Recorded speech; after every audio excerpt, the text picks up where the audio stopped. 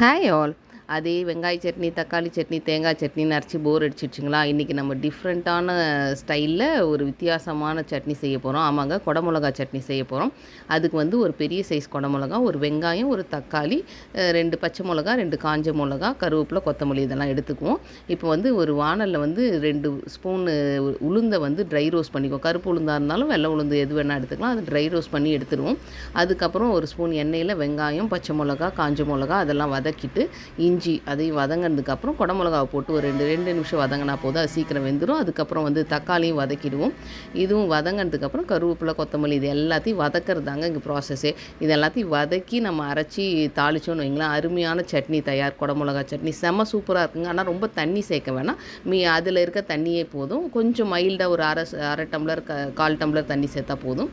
இதை வந்து உப்பு போட்டு அரைச்சி கடுகு உளுத்தம் பருப்பு தாளித்து எடுத்துன்னு வைங்களேன், சப்பாத்தி, இட்லி, தோசை எல்லாத்துக்கும் சூப்பர் காம்பினேஷன் சட்னி தயார்.